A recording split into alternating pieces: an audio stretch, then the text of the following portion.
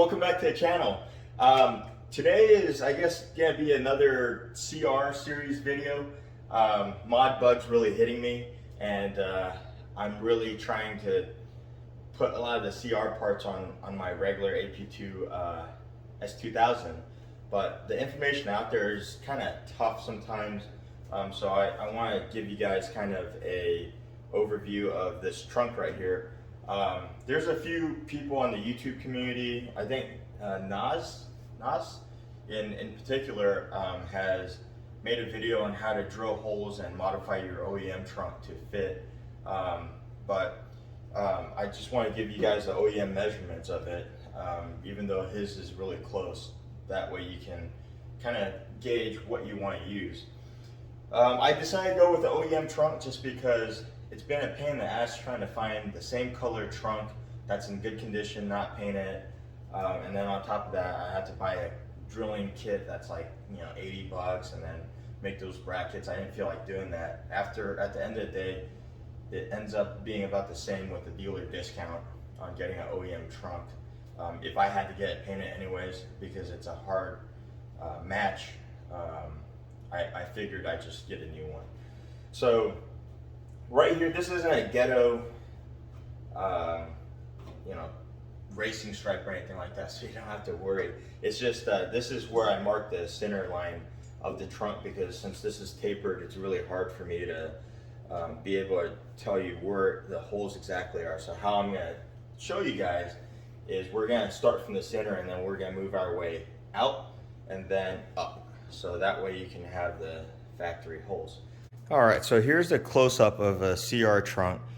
You got the 3 holes here, and then you also have the 3 holes on the right-hand side with an elongated hole right here.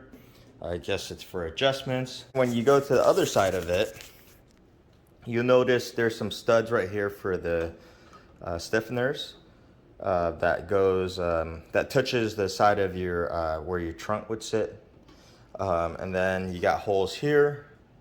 And then you got holes here for the extra rubber pads. And then you'll notice on the inside here that this is reinforced, which is why people online that have used the OEM trunk had to make some plates that way it won't flex. And then these holes here, they're all 25 millimeters. So if you want to stay as close to factory as possible, that's what you do. Okay, so with things like this, like a trunk, I like to use a kind of tailor's ruler, just because it's flexible and it's a lot easier to contour with the trunk or any parts like that. Like if you haven't seen my other video, I did the same exact thing with the CR spoiler in the front, lip spoiler. And so I'm pretty much doing the same thing here. So the OEM holes, you'll have 3 holes on the top. You'll have the 2 holes on the top part, the center and the top one. That's about, that's a 10 millimeter hole. And then the smaller one right here, this is an 8 millimeter hole. If you move to the right side of the trunk, you have the same 2 10 millimeter holes on the top and middle side right here, and then you have an elongated hole right here where it's actually 10 millimeters by 8 millimeters, so it's an oval hole. To measure your holes, I use the center point here. So if you were to measure from midpoint to midpoint here, you're looking at 67 centimeters, which is 670 millimeters, and it's going to be 335 millimeters from the center. Going up, I'm using this lip right here where the end of the 3rd brake light would be. This is how I'm figuring out how far it goes, which is, I marked these lines already. I just use a straight edge to mark these lines here, and so I can give you a measurement of how far this is. And this is about 97 millimeters from this edge to where the center point of this hole is. the second set of holes, which is where your middle holes are going to be, this from this edge to where the midpoint of those holes would be about 176 millimeters. And then your third set of holes, which is the topmost ones, you're looking at 264 millimeters. So for the middle set of holes, like how far they are from each other, they are, let's see, they are 700 and let's see, that's 70, 730, 31, 32, 33, about 733 millimeters from each other. And then your top holes, if you measure from midpoint to midpoint, that's 705 millimeters.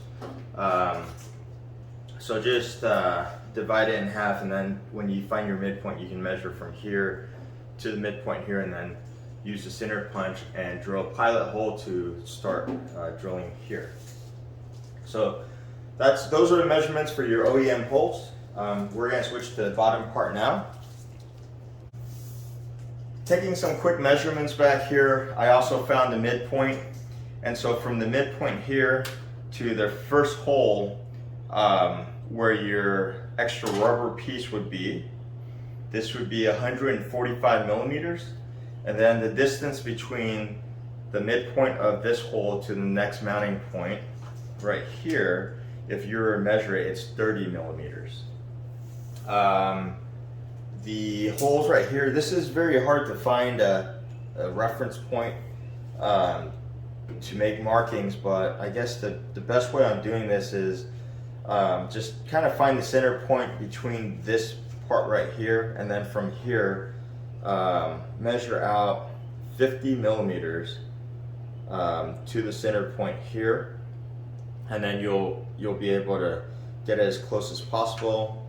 And then the distance between the two pins that hold that rubber piece on here would be 20 millimeters. So this is going to be a smaller piece. These studs right here, I guess it's also kind of tough, but if you want a measurement on that, if you go from the end of where the rubber bumper would go to the midpoint of the stud, you'll get about, let's see, 27 millimeters. And then from the midpoint to this, to the edge, you're looking at about 32 millimeters. And then this one right here from midpoint to the edge, you're looking at about 53 millimeters. And then from this tip right here to the midpoint here, you're looking at about 23 millimeters. And all these holes are 25 millimeters.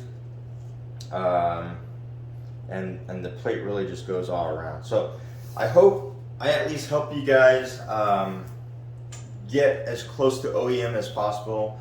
A lot of people that use the information that's online right now has gotten really close to where OEM actually sits, but I figured since I have this trunk right now, I can help you guys out in at least getting some kind of measurements on it. So I'll probably throw another video on once I get this all painted and thrown on my car. Hopefully it matches. Silverstone's one of the hardest colors to match, so we'll see how that goes. And my spoiler from Hardtop Guy is gonna take a little bit of time just because it's becoming harder and harder to find, and everything's becoming back ordered. So hopefully that comes in soon. But thanks for watching, and if you guys like it, make sure to give me a thumbs up and subscribe to my channel for more content on my journey with this S2000, my build and all that good stuff. So see you guys on the next one. Thanks for watching.